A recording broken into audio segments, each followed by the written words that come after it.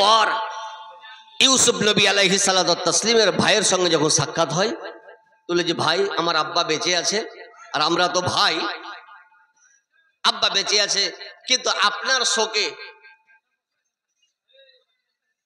আমার আব্বার চোখের দৃষ্টি হারিয়ে গেছে। তো উনি কি বললেন? উনি যেটা বলেছিলেন আজও কোরআনে লেখা আছে, কিয়ামত পর্যন্ত লেখা থাকবে। উনি বললেন ইযহাবু বিকামিসি হাযা ওয়া আলকুহু আলা ওয়াজহি আবি ইয়াতি বাসীরা। হে আমার ভাই, আমার এই জামাটা নিয়ে গিয়ে আমার আব্বার চোখে লাগিয়ে দাও, চলে যাওয়া দৃষ্টি আবার ফেরত পাবে। উনি নেপাল যেতে বলেননি, বহরমপুর শ্বশুর যেতে বলেননি, ব্যারাকপুর দিশা যেতে বলেননি। উনি বললেন যে আমার জামাটা নিয়ে আমার আব্বার চোখে লাগিয়ে দাও, অপারেশন করতে হবে না, চশমাও লাগাতে হবে না, চলে যাওয়া দৃষ্টি আবার চলে আসবে।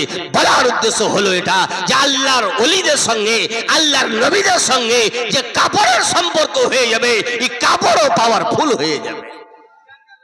যার সঙ্গে সম্পর্ক হবে ইলাদের, ওনারাই পাওয়ারফুল হয়ে যাবে। গৌসে আযম রাদিয়াল্লাহু আনহু দরবারে বসে আছেন।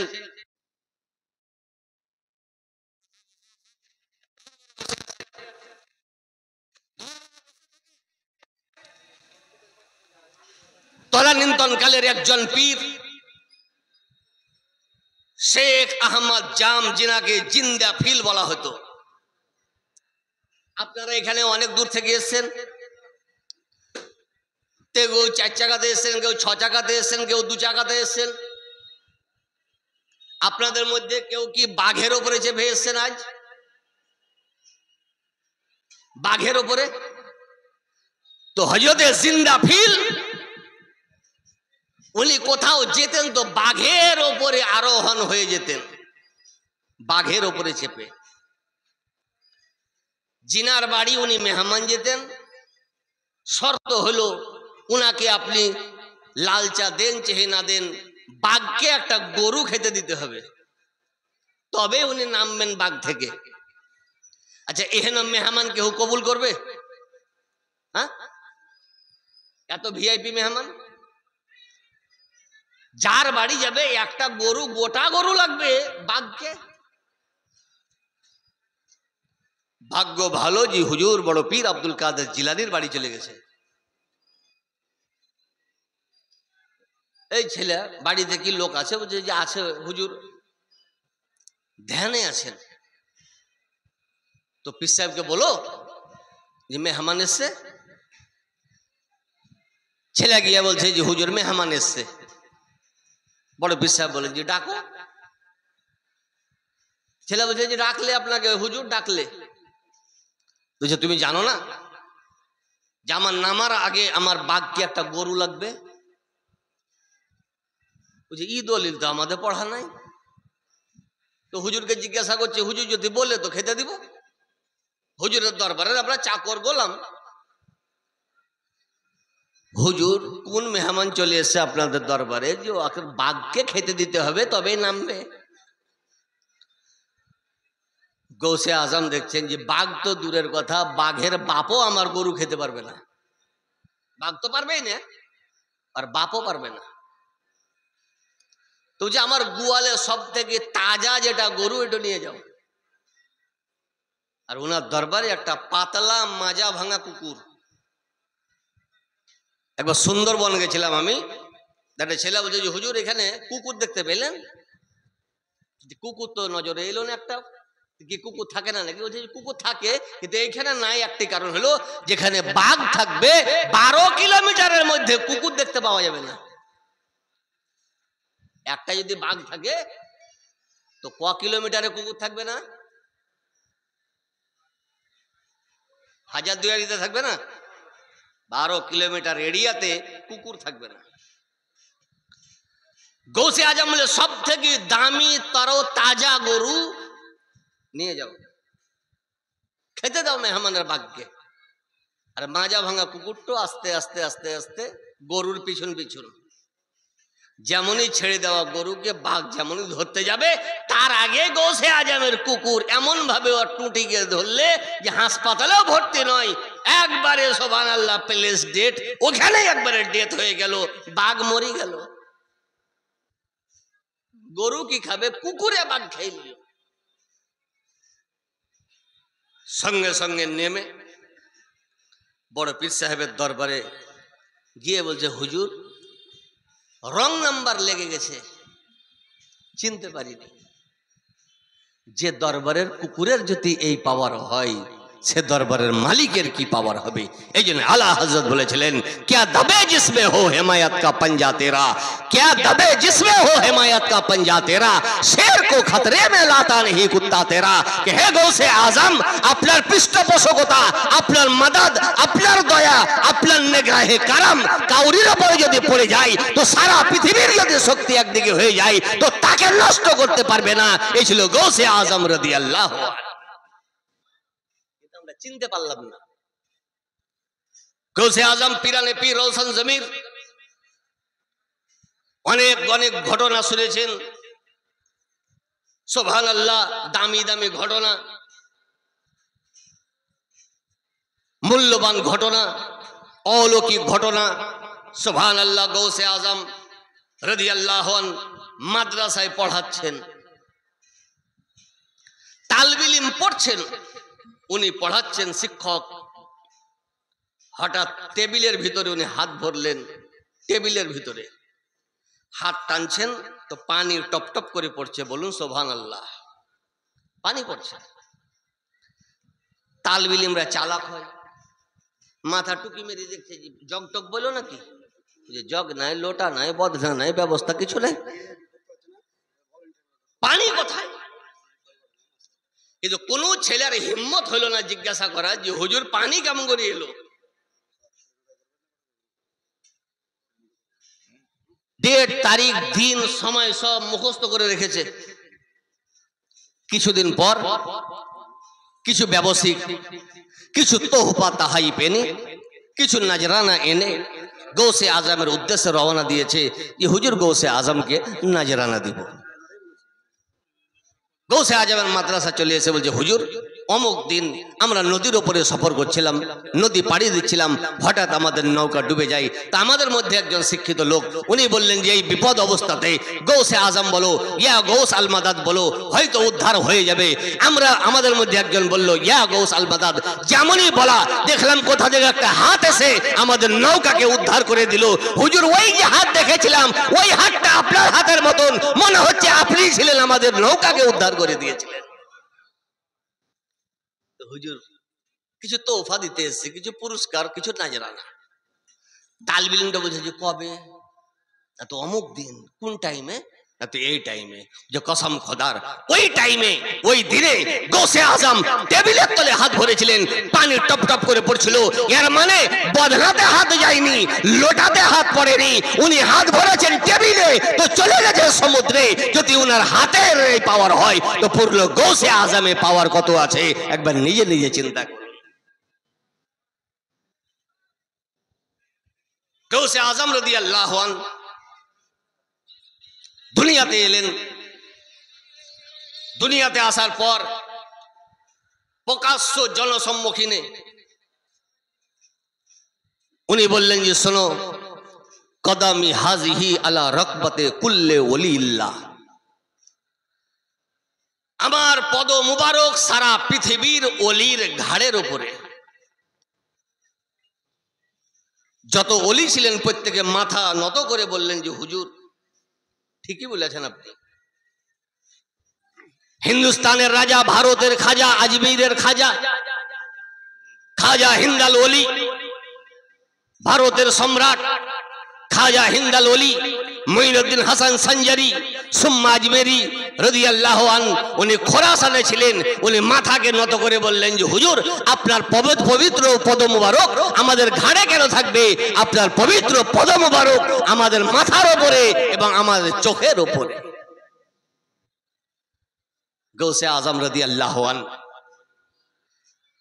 এই যে কথাটা বললেন, কথাটা ছোটখাটো কথা নয়। যে আমার পদ মুবারক সারা পৃথিবীর ওলির ঘাড়ের উপরে, কথাটা ছোট নয়, বিশাল কথা। কিন্তু সবাই মেনে নিলেন একটি কারণে যে গৌসে আজম যেটা বলছেন এটা নিজের ইচ্ছাতে বলছেন না, এটা আল্লাহর তরফ থেকে বলছেন। এই জন্য কোরআন ঘোষণা করে আলা ইন্না আউলিয়া আল্লাহি লা খাউফুন আলাইহিম ওয়ালা হুম ইয়াহজানুন, যে যিনারা আমার ওলি হন ওনাদের না কোনো ভয় থাকে, ওয়ালা হুম ইয়াহজানুন, না ওনারা চিন্তিত হবেন। এবার ওলি কাকে বলে? এটা তো ওলির সুবহানাল্লাহ পাওয়ার হলো। ওলির সংজ্ঞা কি? ওলি কাকে বলে? তো কোরআনে পরে বলেছে ওলি কাকে বলে, আল্লাযিনা আমানু, যিনারা ঈমান এনেছেন, ওয়া কানু ইয়াত্তাকুন, এবং যিনারা পরেজগার হয়েছেন। দুটো জিনিস, একটা জিনিস হলো ঈমান আনা, আর একটা জিনিস পরহেজ। একজন বলছে হুজুর আমার কাছে দুটাই আছে। কেন? যে ঈমানও এনেছি আর পরহেজও করছি। গ্যাসের লেগে গোশ খেয়ে না, মাছ খেয়েছি হুজুর, এই পরহেজ? দুটো জিনিস, একটা হলো ঈমান, একটা হলো পরহেজগারি। শুনি তো মনে হচ্ছে যে খুব ছোট, সবাই বলি খুব সুবিধা। ঈমান খুব সুবিধার জিনিস, পরহেজগারি খুব সুবিধার জিনিস। কিন্তু শুনুন, কোরআন তুলে দেখুন, কোরআন বলে ইয়া আইয়ুহাল্লাযিনা আমানু, আমিনু, হে বিশ্বের মুসলমান, এই ইমানদার ব্যক্তি।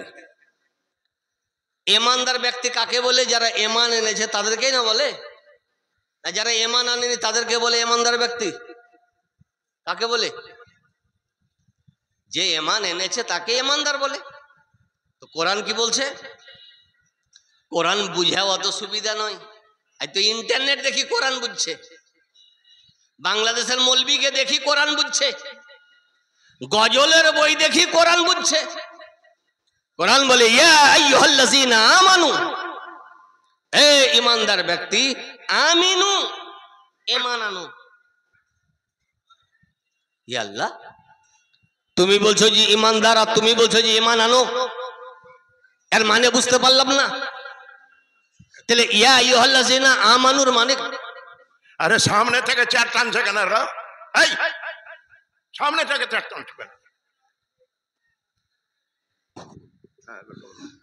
কোরআন বলে ইয়া আইয়ুহাল্লাযিনা আমানু, হে ইমানদার ব্যক্তি। আর ওই আয়াতে আল্লাহ বলছে আমিনু, ঈমান আনো। বুঝতে পারলাম না ব্যাপার কি। ঈমান তো এনেছে, যারা ঈমান আনেনি তাদেরকে বলা উচিত ছিল যে হে মক্কার কাফের ঈমান আনো, মক্কার মুনাফিক ঈমান আনো, মক্কার কাফের, মক্কার মুশরিক ঈমান আনো, বিশ্বের কাফের ঈমান আনো। কিন্তু যারা ঈমান এনেছে মুমিন ব্যক্তি, তাদেরকে কোরআন বলছে ইয়া আইয়ুহাল্লাযিনা আমানু, আমিনু, এই ঈমানদার ব্যক্তি ঈমান আনো। এর মানে কি আমি বুঝতে পারলাম না।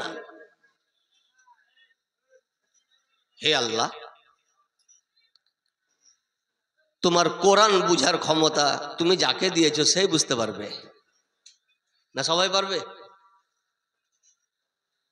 আজ বুঝে পিঠ ধরতে হবে না, ডাইরেক্টই আল্লাহকে পাওয়া যাচ্ছে। মনে যে অনলাইনে যোগাযোগ করেছ, আছে না নাই? মনে যে ওর মতন ধোয়া তুলসী আর দুনিয়াতে নাই। আল্লাহ বুঝে শোনো, হে নবী, এখন যারা ঈমান এনেছে তোমার উপরে মুসলমান, এরা 100% মুসলমান, এত কোনো ভেজাল নাই। সাহাবী যারা হয়েছেন তাদের ঈমানে কোনো ভেজাল ছিল? হ্যাঁ, জোরে বলতে হবে। এখনকার ঈমানে ভেজাল আছে না নেই? সবে ভেজাল। তিনটা বন্ধু মেলা গেছিল, এই যে মেলা লেগেছে আপনাদের, এমনি মেলা লেগেছে, তো মেলা গেছিল। একটা ছেলে পাঁপড় খেয়েছে তো মৌত হয়ে গেছে, মরে গেছে। একটা ছেলে ঘুগনি খেয়েছে তো ও মরে গেছে। একটা ছেলে বিষ খেয়ে আছে মেলাতে, তো মরেনি।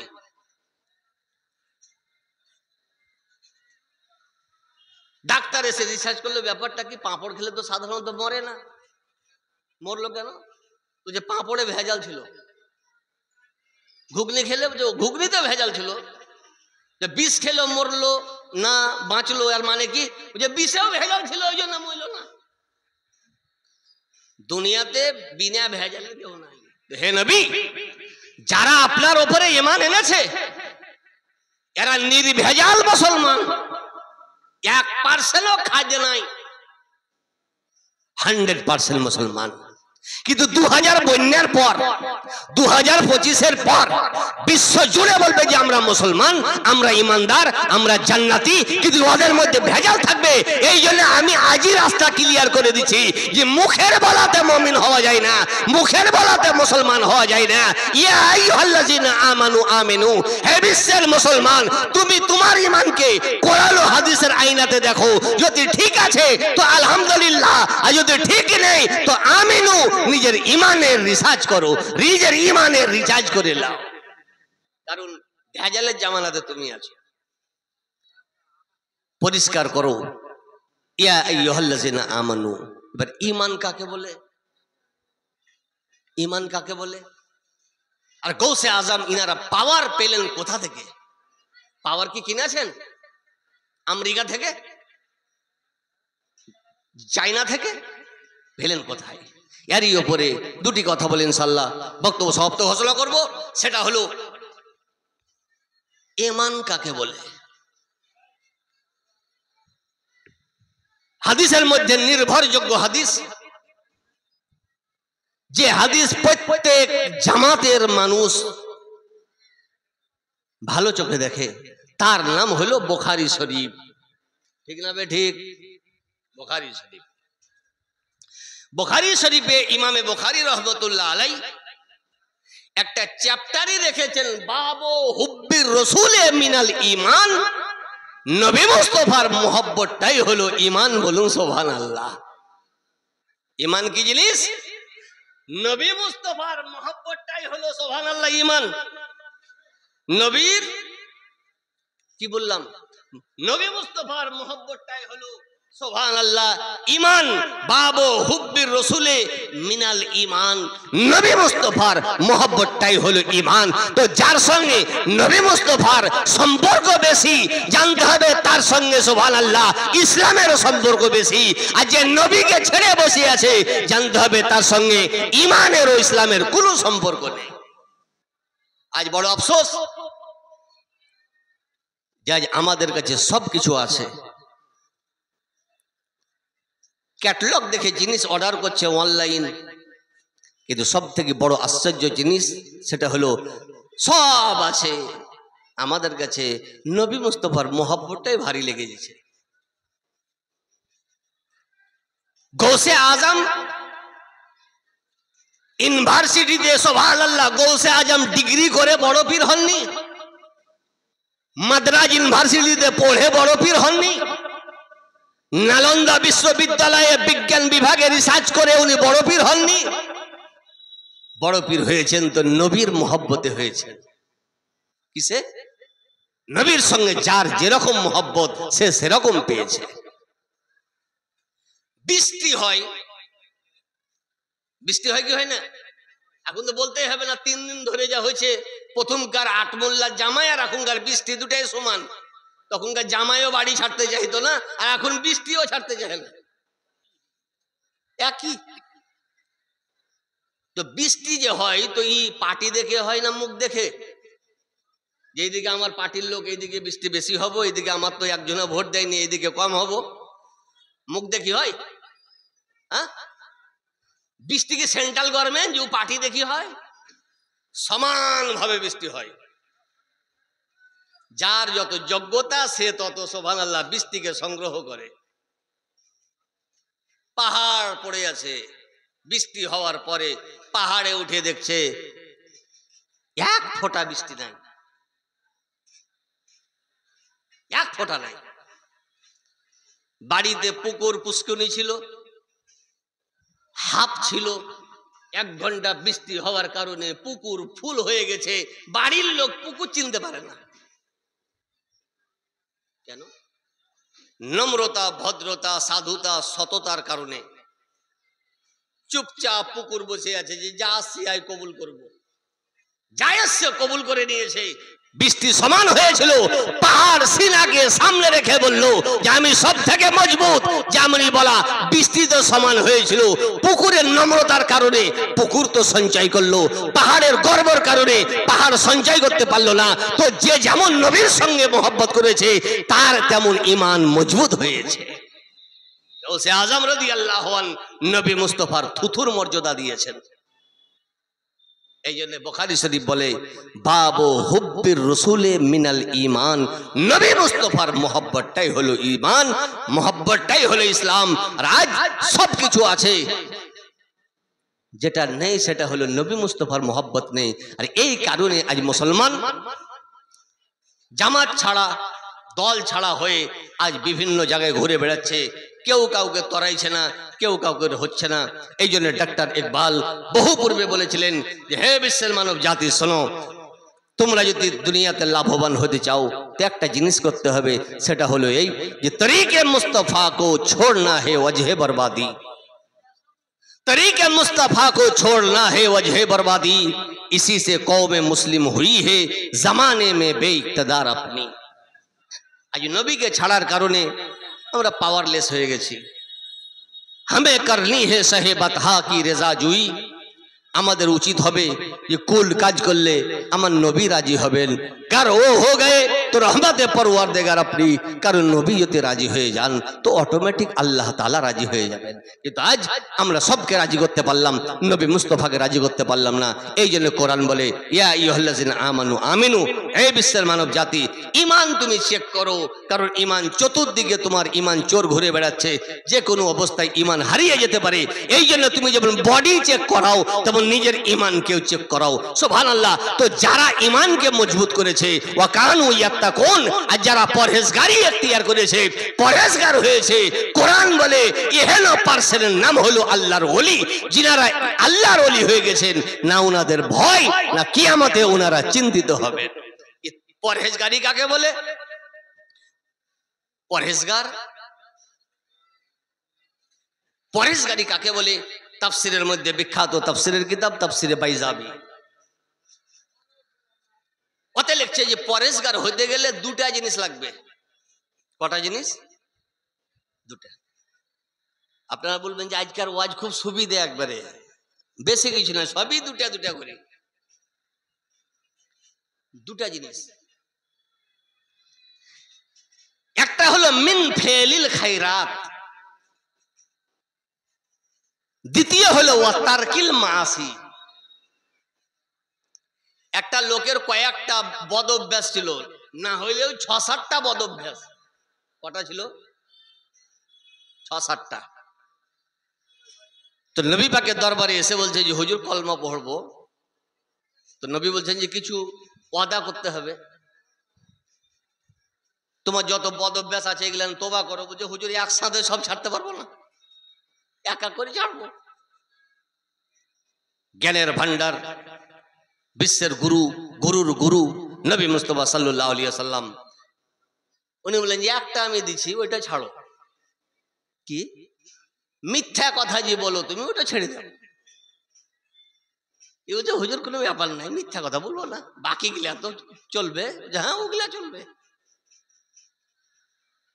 নবীর দরবারের বাহিরে এসে বলছে জি আল্লাহ, হইলো তো হইলো কি, মেন জিনিসটাই তো আমি হাত দিয়ে দিয়েছি, যা করবো আমাকে তো সবই সত্যি বলতে হবে।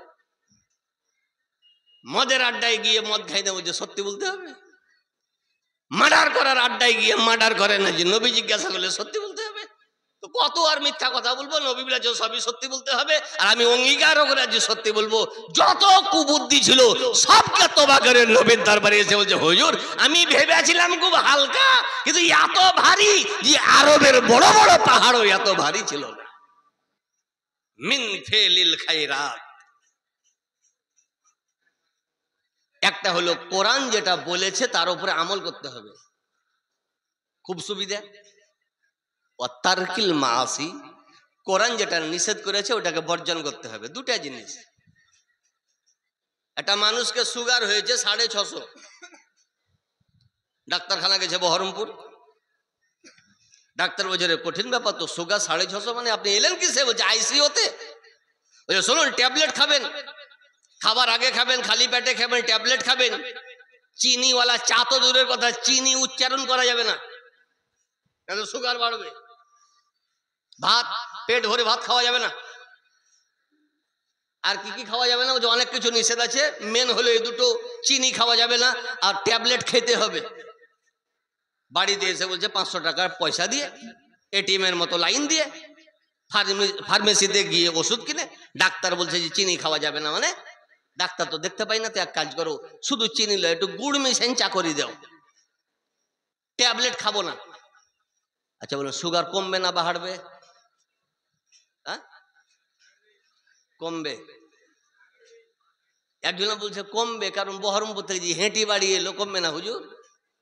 আবে কমবে? চিনির নাম করলে তো সুগার বাড়বে বলছে। আরে চিনি নয়, গুড় দিয়ে চা খেয়েছে।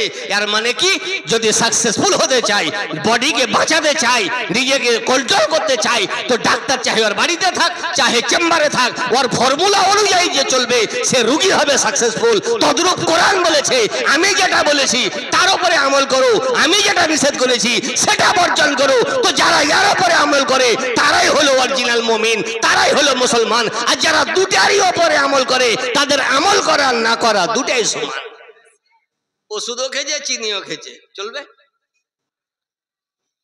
আল্লাহ বলে নামাজ পড়ো। নামাজ তো আল্লাহ পড়ছি। আল্লাহ বলছে মিথ্যা বলা যাবে না, মিথ্যাও বলছি। আল্লাহ বলছে রোজা রাখো, রোজাও রাখছি। আল্লাহ বলছে চুগলি করা যাবে না, চুগলিও চলছে।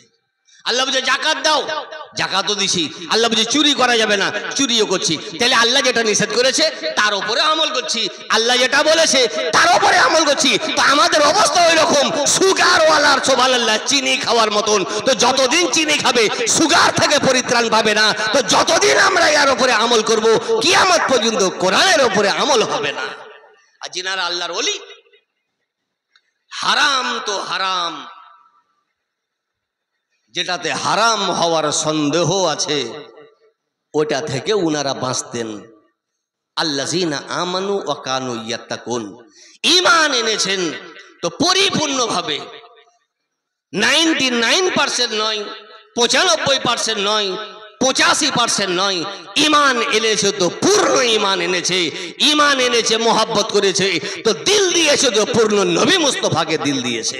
ওর মধ্যে একজন আল্লাহর ওলি, বিশ্বের সুবহানাল্লাহ ওলি কুল শিরোমণি হুজুর গৌসে সমদানি পীরানে পীর আব্দুল কাদের জিলানী রাদিয়াল্লাহু আন, জিনার উদ্দেশ্যে আমরা আজ গরিব, আমরা আজ গুনাহগার, সুবহানাল্লাহ এখানে বসে আছি কিছু পাওয়ার উদ্দেশ্যে। কারণ উনি বলেছেন যে আমার মাদ্রাসায় কেউ যদি পা রাখে তো জাহান্নামের আগুন হালকা হয়ে যাবে।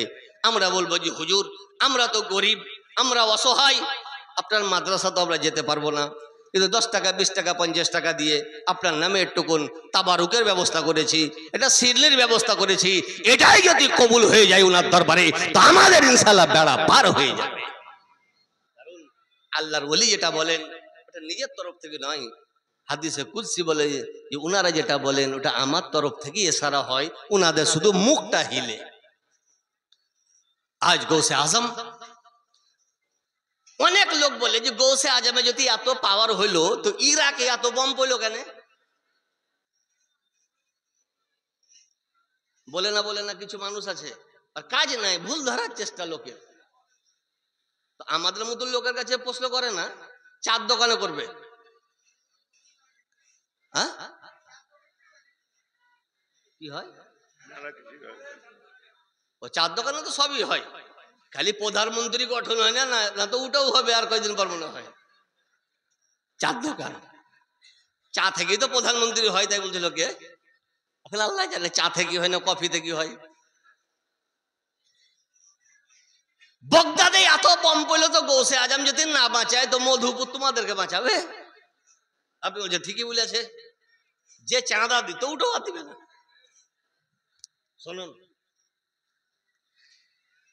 একটা টিউবে 6টা গজাল ব্রেক ঢুকে গেছে টিউবে, টায়ারের ভিতরে যেটা থাকে টিউব, কটা ব্রেক ঢুকেছে ওতে? 6টা। পেরেক ঢুকেই আছে, পেরেক বের করেনি, আর মেশিনে পাম্প দিছে। টিউব পাম্প কবুল করবে? এখন বলুন, যে পাম্প করছে তার দোষ না মেশিনের দোষ? আরে খাপা, কিয়ামত পর্যন্ত যদি পাম্প করিস তো পাম্প উঠবে না, প্রথমে পেরেক গিলা হটা। অতে সুবহানাল্লাহ লিক গুলো সার, পাংচার সার, অতে কিছু ডাবটি লাগা, পট্টি লাগাও, টায়ার চেঞ্জ করো, টিউব চেঞ্জ করো, তবে তো পাম্প ধরবে। আর যদি গজালও লাগা থাকে আর পাম্পও করে, তো দুই যদি থাকে তো চলবে? এখন তো টিউবওয়েলের ব্যবস্থা প্রত্যেক বাড়িতে, ট্যাপ সিস্টেম। প্রথম জামানাতে ইন্দারার ব্যবস্থা ছিল। কিসের ব্যবস্থা? ইন্দারা। ইন্দারাতে একটা কুকুর পড়ে গেছে, কুকুর পড়ে গেছে, মরে গেছে। কুকুর মরে গেছে, আর পানির ফতুয়া কে দিবে? পানি পাক না না পাক? তো একজন বলছে চলো মৌলভী সাহেবের কাছে চলো। মৌলভী সাহেব বলেছে যে এক কাজ করো, এঁদারা যত পানি সব বের করে ফেলতে হবে, তবে পাক হবে। সমস্ত পানি বের করেছে, সমস্ত পানি বের করার পর নতুন পানি ভরেছে। তো বলছে যে এক কাজ কর, না পাক থেকে পাক যখন হলো, তো কাকে সাইড করবি? মৌলভী সাহেবকে এক গ্লাস খাবেন, সাইড কর। সবে যখন ফাতে হাতে মৌলভী সাহেবে থাকে, তো পানি হাফ গ্লাস আর কুকুরের লোম হাফ গ্লাস। আর কুকুর তো তোলে নেব। মৌলভী সাহেব দেখে বলছে রে এত লোম কেন? তুই যে হুজুর এন্দারার পানি বলি লোম, যে কুকুর মারা গেছে, কুকুর কি তোলনি? বলছে হুজুর আপনি তো কুকুর তুলতে বলেননি, পানি তুলতে বলেছেন। ওই অবস্থা আজ আমাদের, ঠিক না বে ঠিক? নামাজ পড়ছি, চুগলি থেকে দূরে থাকতে পারলাম না। রোজা রাখছি, মিথ্যা কথা থেকে দূরে থাকতে পারলাম না।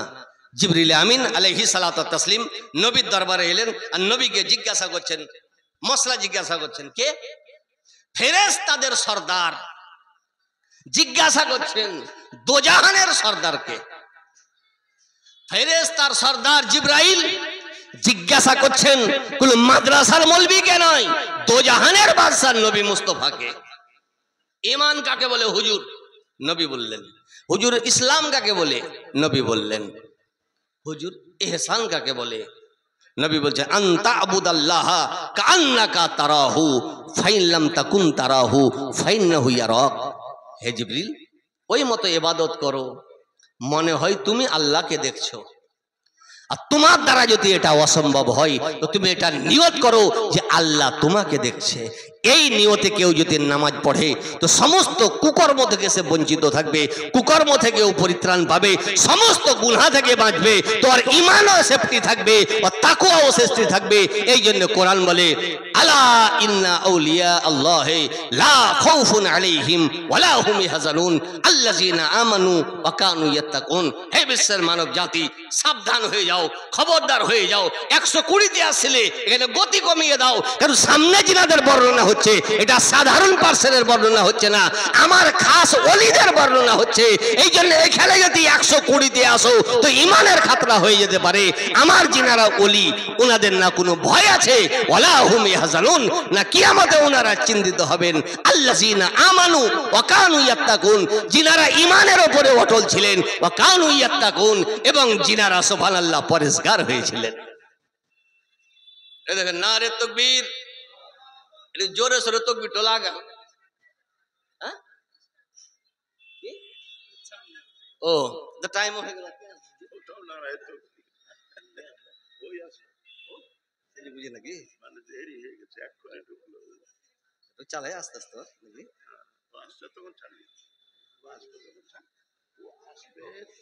আচ্ছা একবার দরুদে পাক পড়েন, আল্লাহুম্মা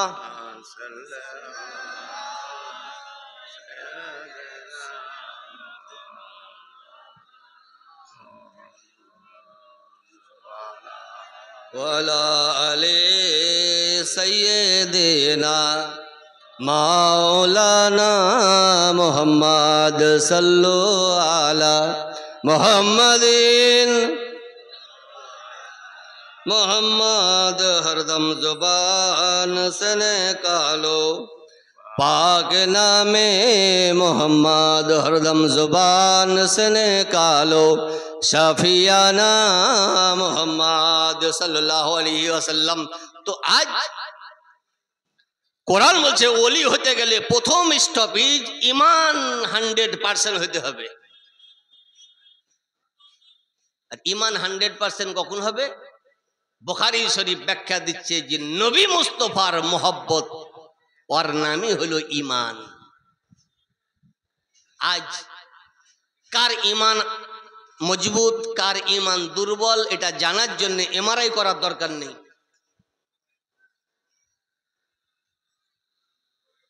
কে ইমানদার কে বেঈমান এটা যাচার আমাকে দরকার নেই।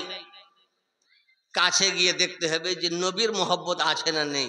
নামাজ তো আছে, নবীর মোহব্বত আছে না নেই। রোজা তো আছে, নবীর মোহব্বত আছে না নেই। হজ তো আছে, নবীর মোহব্বত আছে না নেই। যাকাত তো আছে, নবীর মোহব্বত আছে না নেই। সবই যদি থাকে নবীর মোহব্বত না থাকে জানতে হবে আর ইবাদত নয়, আর ব্যায়াম হচ্ছে। আর যদি সবই আছে নবীর মোহব্বতের সঙ্গে আছে তো জানতে হবে ইয়ারই ইবাদত অরিজিনাল হচ্ছে। এটাই অরিজিনাল। আজ সাহাবীর থেকে বেশি নবীকে কেউ চিনে এরকম লোক আছে আমাদের মজলিসে? এত লোক বসে আছেন আপনারা, বয়স্ক লোক, সম্মানী লোক বসে আছেন। কোন মানুষ নবী মুস্তাফার পিছনে এক রেকাত নামাজ পড়েছেন কোনদিন? একজনও পড়েননি? একজনও পড়েন? আপনারা পড়েননি কোন মুর্শিদাবাদে, গোটা মুর্শিদাবাদে, গোটা ইন্ডিয়াতে? না। আবু বকর সিদ্দিক পড়েছেন না পড়েননি? তাহলে আবু বকর সিদ্দিক নবীকে বেশি চিনবেন না আমরা চিনবো? উনি চিনবেন। উনাকে নবী কি বলছেন? ইয়া আবু বকরিন, এ আবু বকর, লাম ইয়ারিফনি হাকিকাতান গায়রু রাব্বি। হে আবু বকর, আমার আসল রূপ আমার খোদা ছাড়া কেউ জানে না। তুমি আমাকে চিনো লা ইলাহা ইল্লাল্লাহ মুহাম্মাদুর রাসূলুল্লাহ দৃষ্টিভঙ্গিতে, কলেমার দৃষ্টিভঙ্গিতে আমার আসল রূপ আমার খোদা ছাড়া কেউ জানে না। তো যখন আমার নবীকে আসল রূপ খোদা ছাড়া কেউ জানে না, তো আমাদের ইন্ডিয়ার মানুষ কেমন করে জানলে যে নবী ওর মতন? তাহলে জানতে হবে যে এরা অ্যালজুলাম বেশি খেয়ে আছে, ঘোরের ট্যাবলেট বেশি খেয়ে আছে। আবু বকর নবীর মতো নয়। আর এই দেশের বেকার কি বলছে নবী আমার মতন, মনে হচ্ছে ওর স্টাফ ছিল নবী। তাহলে জানতে হবে যে ওই ঘোরের ট্যাবলেট খেয়ে আছে, এই তো ব্রেন অকেজো হয়ে গেছে, কাজ করে না, হ্যাং মারছে। নবী অত আসান জিনিসের নাম নবী নয়। শেরে খোদা মুশকিল কুশা আলিয়ে মুর্তজার নাম শুনেছি আমরা, দেখিনি, নাম শুনেছি। নবীর সাহাবী হযরতে আলী, নবীর সাহাবী, নবীর জামাই, কত পাওয়ারফুল। নবী বলেছেন লা ইউজাব্বিজু আহাদুস সিরাতা ইল্লা মান কাতাবা লাহু আলিউনিল জাওয়াজ। হে বিশ্বের মানব জাতি শোনো, পুল সিরাত পার হইতে হবে, কিন্তু যতক্ষণ পর্যন্ত আলী পারমিশন না দিবে পুল সিরাত কেউ পার হইতে পারবে না। শেফা শরীফ আল্লামা কাজী আয়াজ আলাইহি রহমা রিদওয়ান একটা হাদিস বর্ণনা করছেন যে নবী সাহেব আল-আওলাক ফখরে মওজুদাত সাল্লাল্লাহু আলাইহি ওয়াসাল্লাম আসরের নামাজ পড়ে নিয়েছেন। নবী হযরতে আলী নামাজ পড়েননি। নবী উনার রানে মাথা দিয়ে আরাম করছেন। নবী আলীকে দেখছেন, আলী নবীকে দেখছেন। নবী আলীকে দেখছেন, এর মানে কোনোদিন দেখেনি? কি দেখছেন? যে আলী আমাকে হটিয়ে চলে যাচ্ছে কিনা, আমি ঘুমিয়ে যাব তো আলী পালিয়ে যাবে কিনা, আমাকে ছেড়ে ইবাদত করছে কিনা, নবী দেখছেন। আর আলী নবীকে দেখছেন যে বেয়াদবি তো হয়ে যাচ্ছে না, নবী তো নারাজ হচ্ছে না, নবী তো কষ্ট পাচ্ছে না, নবীর তো অসুবিধা হচ্ছে না। কারণ নবীর দরবারে কোটি ভাগের এক ভাগ যদি বেয়াদবি হয়ে যায় তো ইমানের খাতা থেকে নাম উচ্ছেদ হয়ে যাবে। নবী আলীকে দেখছেন, আলী নবীকে দেখছেন। সূর্য ডুবতে বাকি আছে আর 10 মিনিট আসরের। আর 10 minute, 8 minute, 9 minute, 7 minute, 5 minute, 4 minute হইতে হইতে সূর্য ডুবে গেল। সূর্য যখন ডুবে গেল তখন আসরের টাইম থাকলো না, মাগরিব হয়ে গেল। হ্যাঁ, মাগরিব, আসর বাদ গেল। আমাদের মতন দূরে কাত নামাজ পড়নেওয়ালা হলে উঠাইতো কি উঠাইতো না? হ্যাঁ, এই উঠেন, নামাজের টাইম পালাইছে, ঘুমিয়ে আছেন আপনি, বলতেন না? বলতেন না? আলীর মতন নামাজি, হযরত আলীর মতো সাহাবী চুপচাপ বসে আছেন। হুজুর সূর্য যে ডুবে যাচ্ছে, বলছে ডুবতে দাও, আর 5 মিনিট বাকি আছে, বলতে হইতে দাও। ডুবে গেল, বলছে যেতে দাও, আমি তো মেন জায়গাতে আছি। বলেন সুবহানাল্লাহ। এই নবীকে চিনতে পারলে না, ই বুঝে আমি পাকাই 1 নম্বর মুসলমান। সূর্য ডুবে যাওয়ার পর নবী বলছেন হযরত আলীকে, হে আলী, আসল্লাইতাল আসরা, হে আলী আসরের নামাজ পড়লা? আপনারা হলে রেগে যেতেন যে আপনার লেগে নামাজ কাজা হয়ে গেল আর পড়লা বলছো। কিন্তু আলী জানে এটা নবীর দরবার। কোরআন বলে লা তারফাউ আসওয়াতাকুম ফাওকা সাউতিন নবী, হে বিশ্বের মানব জাতি, বাড়িতে উঁচু আওয়াজে কথা বলে চলবে, নবীর দরবারে উঁচু আওয়াজে কথা বলা চলবে না। কারণ বাড়িতে উঁচু আওয়াজে কথা বললে শরীরের ক্ষতি হবে, নবীর দরবারে উঁচু আওয়াজে কথা বললে তোমার ঈমান হারিয়ে যাবে। তাই তো বুঝা উচিত ইন্ডিয়াওয়ালাকে যে নবী আমার মতো নয়, আমরা নবীর মতো নই। ইয়া আলী আসল্লাইতাল আসর, হে আলী আসরের নামাজ পড়লা?